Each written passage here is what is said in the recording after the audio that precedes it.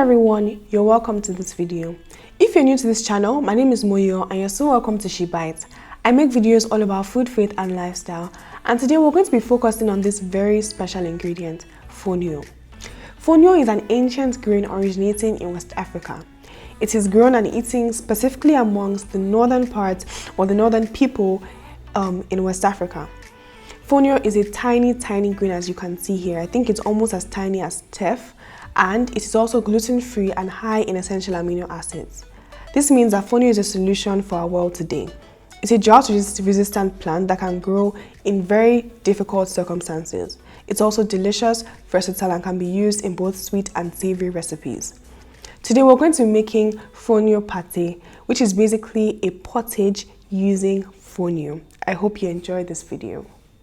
To start off with this aromatic, delicious recipe, we're going to be using some ginger and some shombo peppers. You can use other kinds of chili pepper or scotch bonnet. We have some uda pods, alligator pepper, some Maggi cubes. For our herbs, we have chives, basil, parsley, and rosemary from the garden.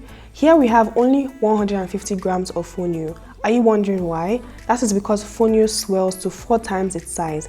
This meal is enough to feed 3 to 4 people. We have our meats, shaki, ponmo, meat, and roasted fish as well. And last of all, we have our beautiful, vibrant, and nutritious palm oil. Don't forget that you can find the full list of ingredients and the recipe details in the description box below, so check it out.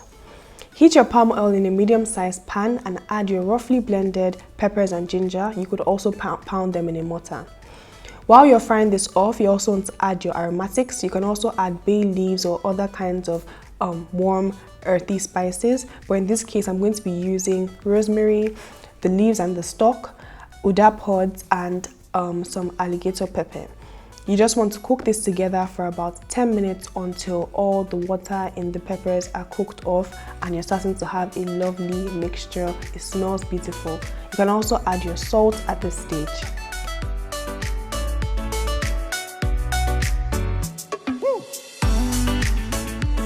After cooking for about 10 to 15 minutes, you can then add in your meat, but don't add in your fish at this stage so that it doesn't break apart. Although the fish is already roasted, it still has a tendency to break apart when it's stirred too often. You want to cook your meat with your pepper and ginger base for about 10 to 15 minutes or until all the flavors are nicely amalgamated together. Please note that the shaki and the ponmo had already been pre-cooked before this time. Then you want to add enough water to cook the fonio, which is about 4 times the amount of the fonio. So here we're using 150 grams of fonio, and so that's going to be about 600 milliliters of water. You can sprinkle the fonio in, give it a good stir, and then I'm going to be adding my fish at this point because I'm not going to stir much after this, and so it's not going to break apart at all. One tip for cooking fonio: if you're good at cooking something like basmati jollof rice, you're probably going to be good at cooking fonio.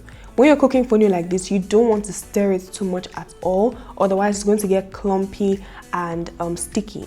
So you just want to leave it to cook on a low heat until all the water is absorbed, and then leave it to stand for a further 10 to 15 minutes until it is fully cooked through.